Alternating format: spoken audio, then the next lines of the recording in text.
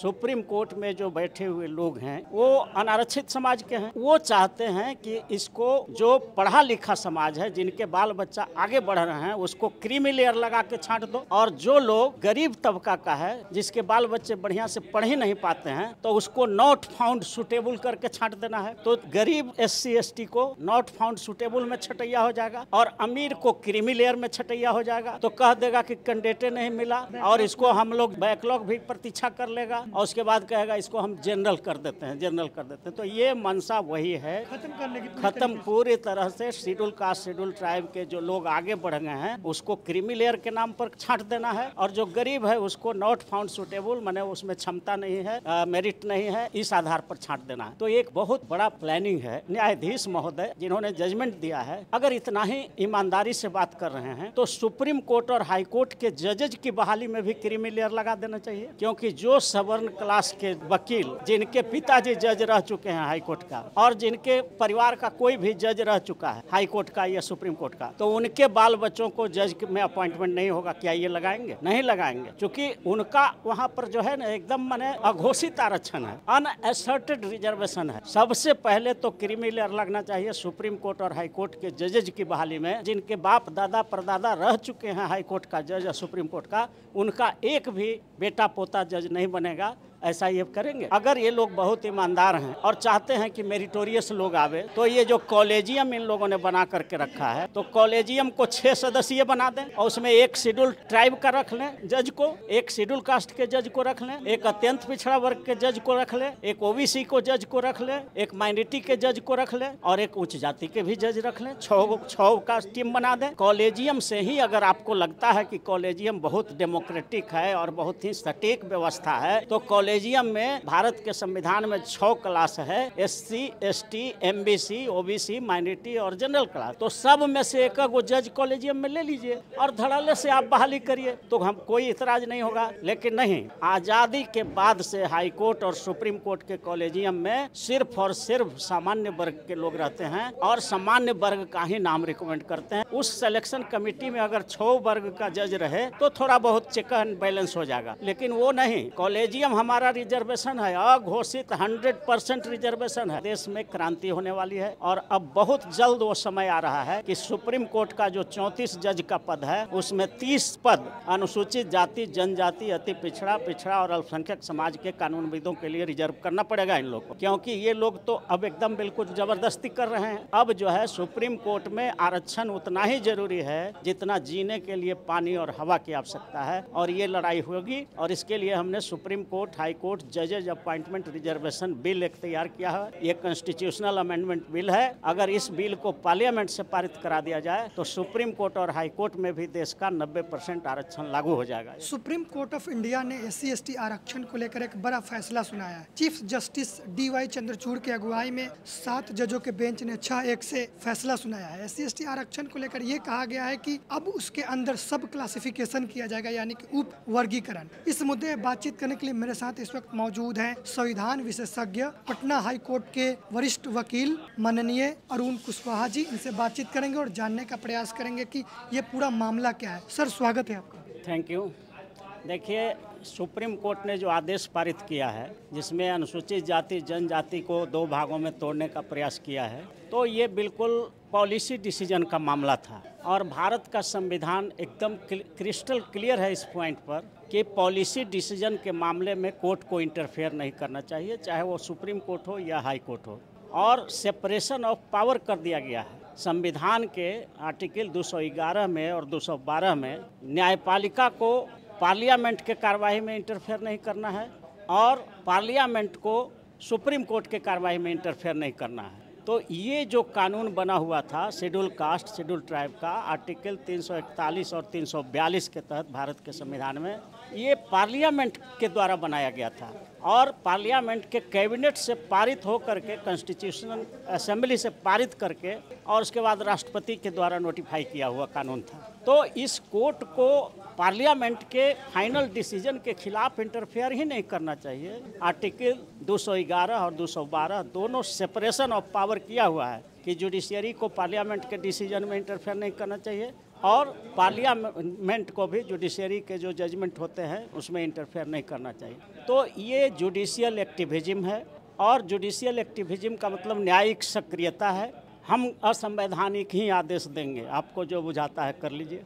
तो जो बुझाता है कर लीजिए, इसके लिए भारत के संविधान के आर्टिकल 124 सब क्लाउज 4 में प्रोविज़न किया गया है कि अगर कोई न्यायाधीश प्रूव्ड इनकैपेसिटी में है, मतलब प्रमाणित अक्षमता है, जो संविधान को नहीं समझ रहा है और अपना मनमाने ढंग से सुपरमेसी ऑफ पार्लियामेंट है उसको भी ब्रीच करते हुए, ओवरराइड करते हुए, और जो जजमेंट दे रहा है, तो पार्लियामेंट को अधिकार है राज्यसभा और लोकसभा की 2/3 मेजॉरिटी से वैसे न्यायाधीशों को संविधान के आर्टिकल 124 सब क्लाउज 4 के तहत महाभियोग चला करके बर्खास्त कर सकते हैं। क्योंकि भारत में लोकतंत्र है, जनतंत्र है, जनता का राज है। यहाँ जज तंत्र नहीं है, डेमोक्रेसी है, जजोक्रेसी नहीं है। और डेमोक्रेसी में जनता मालिक होती है और जनता का जो प्रतिनिधि है, हम पार्लियामेंट में बैठे हुए हैं, तो पार्लियामेंट ने जो डिसाइड करके शेड्यूल कास्ट का लिस्ट बनाया, शेड्यूल ट्राइब का लिस्ट बनाया, उसको छेड़छाड़ करने का ये पॉलिसी डिसीजन का मामला में इंटरफेयर नहीं करना चाहिए था सुप्रीम कोर्ट को। लेकिन ये इंटरफेयर पूछा जा सकता है कि क्यों किया। जब भारत के संविधान का ज्ञाता हैं माननीय न्यायाधीशगण, तो फिर क्यों किया। उसके पीछे रीजन ये है कि उनका मनसा है कि शेड्यूल कास्ट, शेड्यूल ट्राइब के लोग धड़ल्ले से अब आगे बढ़ रहे हैं, IAS बन रहे हैं, IPS बन रहे हैं, फॉरेन सर्विस में जा रहे हैं, हाई कोर्ट के जज बन रहे हैं, सुप्रीम कोर्ट के जज बन रहे हैं, डिस्ट्रिक्ट कोर्ट के जज बन रहे हैं। सारे बड़े बड़े कुर्सियों पर बहुत धड़ल्ले से वो रिजर्वेशन लेकर के आ रहे हैं, क्योंकि कुछ लोगों को रिजर्वेशन का लाभ हुआ, अपने बाल बच्चों को बढ़ा करके आगे बढ़ा रहे हैं। तो इस डर से सुप्रीम कोर्ट में जो बैठे हुए लोग हैं वो अनारक्षित समाज के हैं, तो वो चाहते हैं कि इसको जो पढ़ा लिखा समाज है, जिनके बाल बच्चा आगे बढ़ रहे हैं, उसको क्रीमी लेयर लगा के छांट दो। और जो लोग गरीब तबका का है, जिसके बाल बच्चे बढ़िया से पढ़ ही नहीं पाते हैं, तो उसको नॉट फाउंड सूटेबल करके छांट देना है।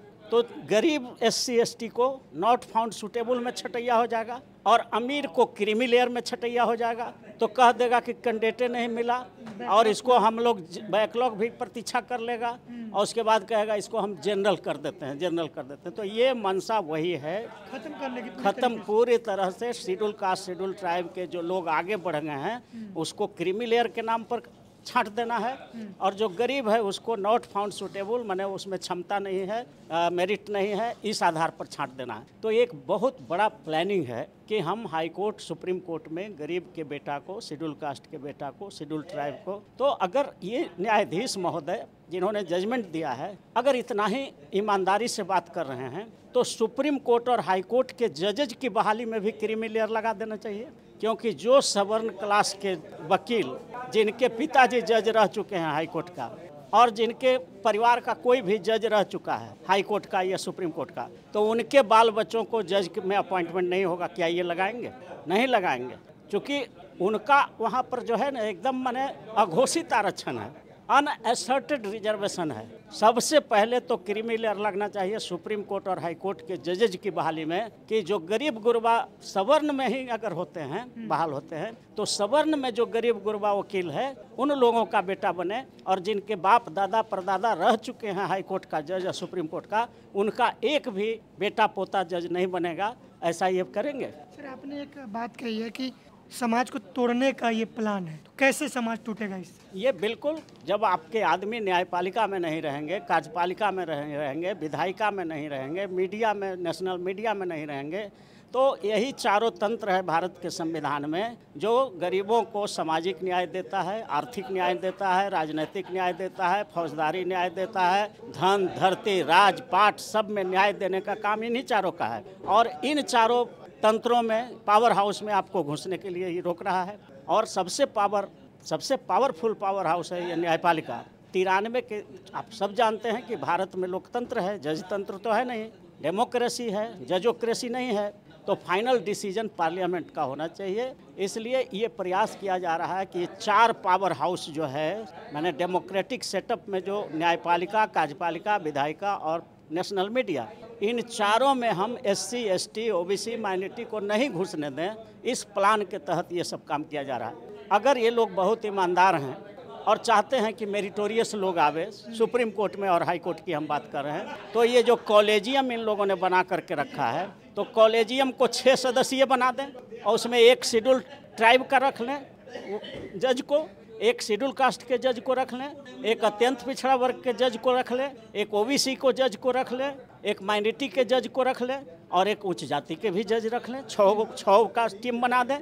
कॉलेजियम से ही अगर आपको लगता है कि कॉलेजियम बहुत डेमोक्रेटिक है और बहुत ही सटीक व्यवस्था है, तो कॉलेजियम में भारत के संविधान में 6 क्लास है, SC, ST, MBC, OBC, minority और जनरल क्लास। तो सब में से एक वो जज कॉलेजियम में ले लीजिए और धड़ल्ले से आप बहाली करिए, तो हम कोई इतराज़ नहीं होगा। लेकिन नहीं, आज़ादी के बाद से हाई कोर्ट और सुप्रीम कोर्ट के कॉलेजियम में सिर्फ और सिर्फ सामान्य वर्ग के लोग रहते हैं और सामान्य वर्ग का ही नाम रिकमेंड करते हैं। इक्का दुक्का कहीं हो जाता है तो उसको एक्सेप्शन में मान के चलिए, लेकिन वो कॉलेजियम में आपको नहीं लेंगे। जहां हाई कोर्ट और सुप्रीम कोर्ट के जज की बहाली करनी है, तो हाई कोर्ट का जो कॉलेजियम होता है, मैंने सिलेक्शन कमेटी होता है, उस सिलेक्शन कमेटी में अगर 6 वर्ग का जज रहे तो थोड़ा बहुत चेक एंड बैलेंस हो जाएगा।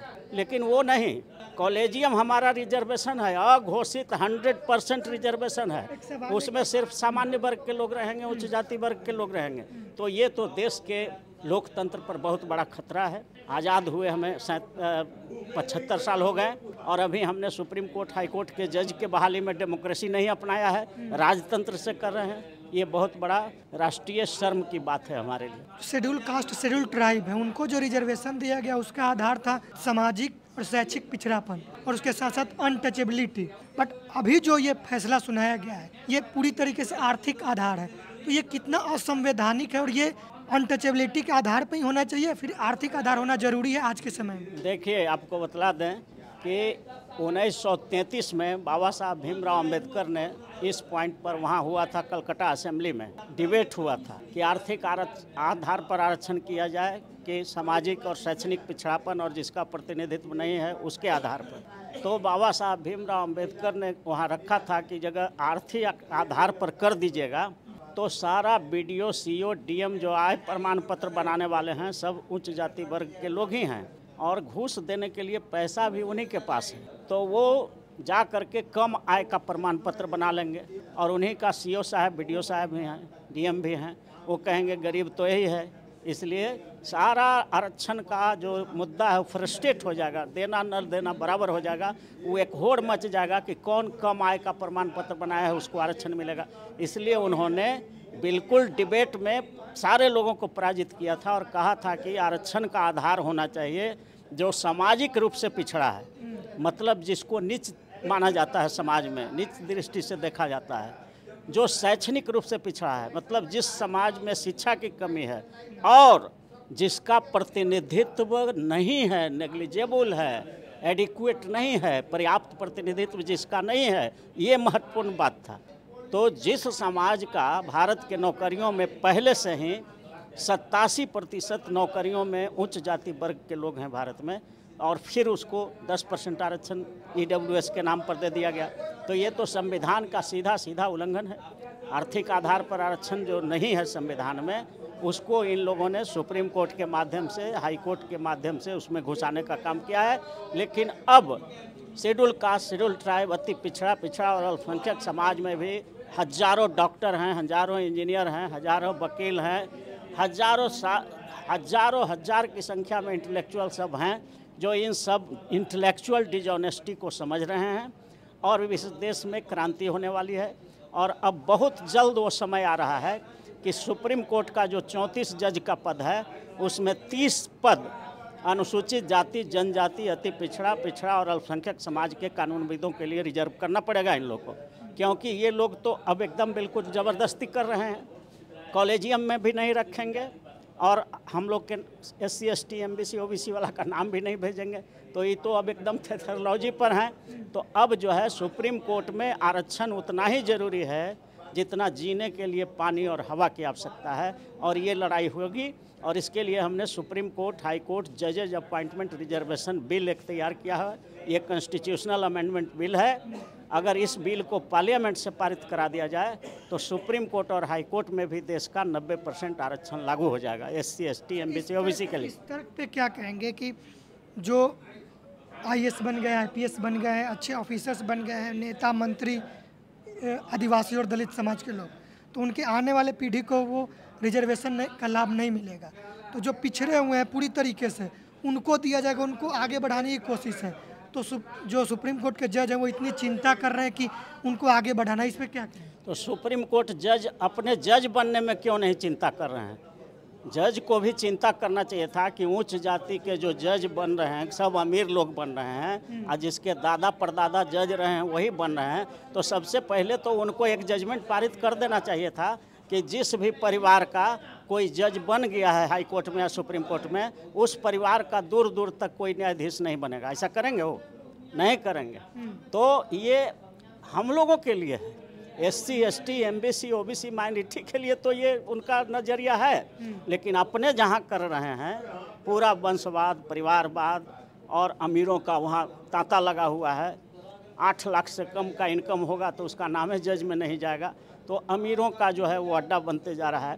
तो ऐसी परिस्थिति में स्पष्ट आप जान लीजिए कि ये छांटने का ही उपाय है कि जो SC ST में पढ़ लिख गया उसको क्रीमी लेयर पर छांट दो, अनपढ़ है जो बेचारा उसको नॉट फाउंड सुटेबल, मेरिटोरियस नहीं है, उस पर छांट दो, जब सीट बच जाए तो जनरल में कर दो। यही आगे बढ़ाने की बिल्कुल मंशा नहीं है। नहीं, हमने जो विधेयक बनाया है सुप्रीम कोर्ट हाई कोर्ट जजेज अपॉइंटमेंट रिजर्वेशन बिल, इस बिल को पारित कराने के लिए पूरे देश के सांसद जो 400 सांसद हैं SC ST MBC OBC minority का, वो लोग अपील करें। अगर किन्हीं को हमारे बिल की कॉपी चाहिए तो आप हमारे मोबाइल नंबर पर संपर्क करें, मैं उनके व्हाट्सएप पर भेज दूंगा। मेरा मोबाइल नंबर है 9431002499। इस पर आप वो मांग सकते हैं, विधेयक की कॉपी दे देंगे। सारा सांसद, हम तो अपील करते हैं SC ST MBC OBC minority समाज के सांसद किसी दल से जीत के गए हों, आप वहाँ पर एक यूनियन बनाइए, SC ST MBC OBC minority सांसदों का एक यूनियन बनाइए, क्योंकि यूनियन बनाने का आपका अधिकार है, फंडामेंटल राइट है, आर्टिकल 19 में दिया गया है संविधान में।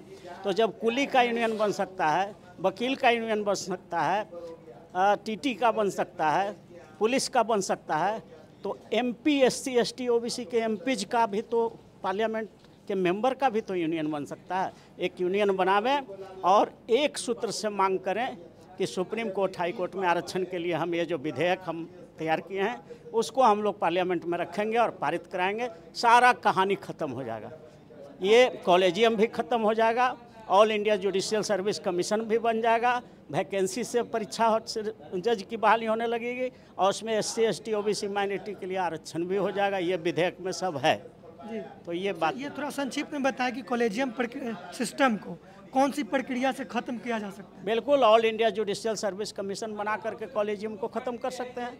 सुप्रीम कोर्ट हाई कोर्ट का जितना वैकेंसी हो, जज खाली हो, रिटायर हो, तो उसका वैकेंसी निकाल दो। पूरे देश के 10 बरस प्रैक्टिस वाले लॉयर बैठेंगे, उसमें प्रिलिमिनरी टेस्ट ले लो, मेन टेस्ट ले लो, ओरल टेस्ट ले लो, इंटरव्यू ले लो, फिजिकल टेस्ट कर लो, मेडिकल टेस्ट कर लो, और उसमें जो छन करके आवे उसको हाई कोर्ट और सुप्रीम कोर्ट का जज बना दो। उसमें क्या इतराज़ है? किसी को इतराज़ नहीं। SC ST में जो पिछड़ गए हैं पूरी तरीके से, जो शिक्षा से भी नहीं जुड़ पा रहे हैं, तो उनको आगे बढ़ाने के लिए कौन से पॉलिसीज बना सकते हैं? बिल्कुल, इसमें पॉलिसी जो बना हुआ है भारत के संविधान में वो बहुत सटीक पॉलिसी है और उससे आगे बढ़ रहा है लोग। तो हम आपको बता देते हैं कि सत्ता का 4 पावर हाउस है। अभी तक एक ही पावर हाउस के लिए लड़ाई हुआ है, सिर्फ विधायिका के लिए। न्यायपालिका में हिस्सेदारी के लिए कोई लड़ाई नहीं हुआ भारत में, कार्यपालिका में हिस्सेदारी के लिए कोई लड़ाई नहीं हुआ, नेशनल मीडिया में हिस्सेदारी के लिए कोई लड़ाई नहीं हुआ। सिर्फ एक ही सत्ता जो है, सत्ता का एक अंग है विधायिका, उसके लिए हम 75 बरस बिता दिए। अभी 75 बरस न्यायपालिका में आरक्षण के लिए लड़ना होगा, फिर 75 बरस कार्यपालिका के लिए लड़ना होगा, और फिर 75 बरस नेशनल मीडिया के लिए लड़ना होगा। तो इस तरह से 4 कुर्सी 5 कुर्सी हम लोग का बीत जाएगा। इसलिए हमने संपूर्ण आरक्षण क्रांति का एक आंदोलन शुरू किया है कि एक ही बार में सत्ता में चारों अंगों में 90% SC ST OBC माइनॉरिटी की हिस्सेदारी हो।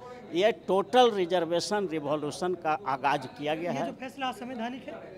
बिल्कुल, ये असंवैधानिक ही नहीं है, ये जुडिशियल एक्टिविज्म है।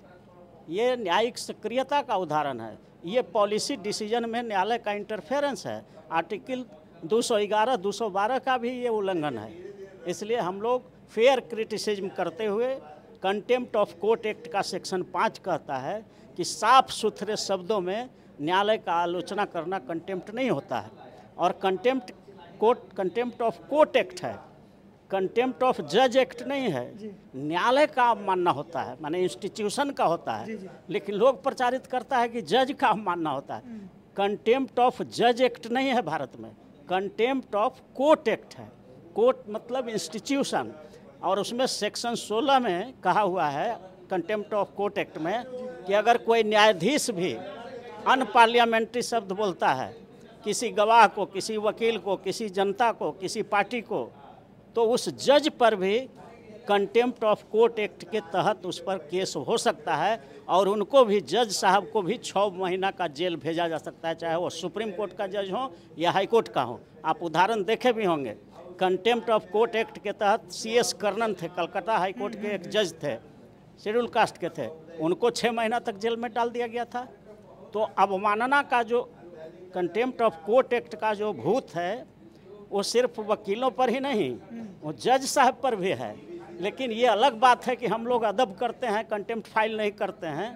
लेकिन अगर contempt of court act file हो जाए जज साहब पर भी तो वो चलेगा, और 6 महीना उनको भी, सुप्रीम कोर्ट के जज साहब को भी और हाई कोर्ट के जज साहब को भी जेल जाना पड़ सकता है। ऐसा कंटेम्प्ट ऑफ कोर्ट एक्ट के सेक्शन 16 में प्रोविज़न किया हुआ है। और पटना हाई कोर्ट में 1986 में एक जज पर कंटेम्प्ट हुआ था, और वो रिपोर्टेड जजमेंट भी है, PLJR 1986 देखिएगा पटना हाई कोर्ट का, तो उनमें दोनों जजमेंट है, हाई कोर्ट का भी है, सुप्रीम कोर्ट का है। यहीं के जज पर कंटेम्प्ट चलाया गया था। तो इसलिए वैसा कोई बात नहीं है, साफ सुथरे शब्दों में आलोचना किया जा सकता है। Thank you sir. Okay, thanks, नमस्कार।